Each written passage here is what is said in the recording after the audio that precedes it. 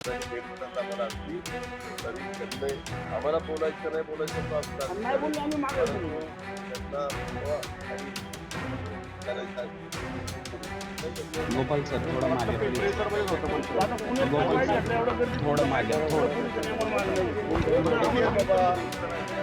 काळजी घेतात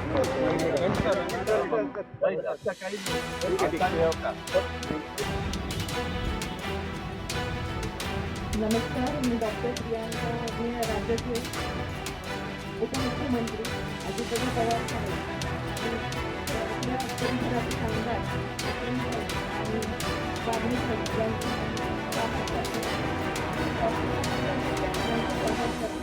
आणि राहिल्याबद्दल आभार मानते. माझी पहिलीच वेळ माहिती बोलण्याची. आलं भूकंप ऐकतोय पण काय अण्णा जी काही चर्चा चालू आहे दोन्ही राष्ट्रवादी एकत्र यावे तुमची काय इच्छा आहे त्यानुसार? नाही, राष्ट्रवादी काँग्रेस पक्ष दोन्ही एकत्र येत असतील तर नक्कीच आम्ही सर्वजण आदरणीय दादांनी जर निर्णय घेतला तर त्या निर्णयाचं आम्ही स्वागत करू. परंतु मी मागील 2 वर्षापासून सातत्यानं सांगत आलो की राष्ट्रवादी काँग्रेस पक्ष म्हणून ज्या वेळेला युतीमध्ये जाण्याचा निर्णय घेतला 2 वर्षापूर्वी तर त्यावेळेला व्यक्तिगत दादांचा हा निर्णय नव्हता.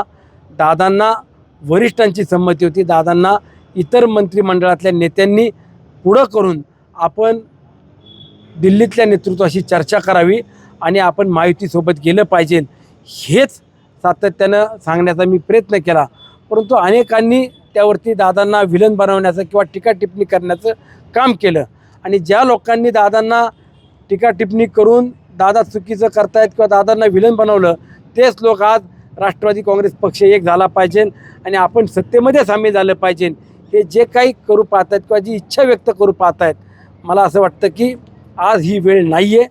परंतु तरीसुद्धा जर दादांनी हा निर्णय घेतला आमच्या वरिष्ठांनी निर्णय घेतला तर आम्ही त्या निर्णयाचं नक्कीच स्वागत करू. दादांना ज्यांनी विरण केलं तुम्ही म्हणताय तेच आज त्यांना हिरो करू पाहतायत मग आपली संमती किंवा आपलं त्याला समर्थन असेल? दादांनी आजपर्यंत म्हणजे आम्ही दरवेळेला आठवड्यातल्या मंगळवारी देवगिरीला राष्ट्रवादी काँग्रेस पक्षाचे सर्व आमदार असतील प्रमुख पदाधिकारी असतील बैठकीला उपस्थित असतो. त्या बैठकीमध्ये असला अजून तरी कुठलाही निर्णय किंवा चर्चा आमच्यासमोर आलेली नाही. ह्या आपल्या मीडियाच्या माध्यमातून आम्ही देखील चर्चा ऐकतो किंवा इतर काही कार्यकर्त्यांच्या भावना ते व्यक्त करत असतात. शेवटी प्रत्येकाला मत मांडण्याचा अधिकार आहे. परंतु आज राष्ट्रवादी दोन्ही पक्ष एकत्र येणं आणि सत्तेमध्ये येणं हे आमच्या मित्र पक्षांना किंवा आमच्या महायुतीतले प्रमुख पक्ष जो आहे तो भारतीय जनता पक्ष आहे, शिवसेना आहे किंवा RPI असेल इतर पक्षांनासुद्धा तो निर्णय मान्य असला पाहिजे असं माझं मत आहे.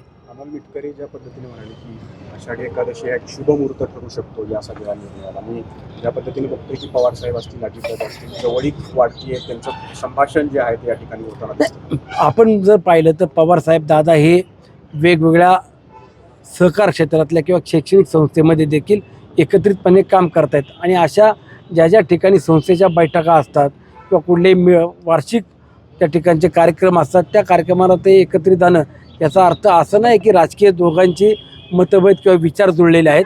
परंतु मी सातत्यानं तुम्हाला हे सांगतो आहे की उद्या जर हे राष्ट्रवादी काँग्रेस पक्ष म्हणून दोघंही एकत्र येत असतील तर आमच्यासारख्या कार्यकर्त्याला आनंद असेल. परंतु फक्त सत्ता आणि पद मिळवण्याकरता एकत्र येणार असतील तर ते इतरांनासुद्धा ते मान्य असले पाहिजे एवढीच माझी भूमिका या ठिकाणी मान्य करतो.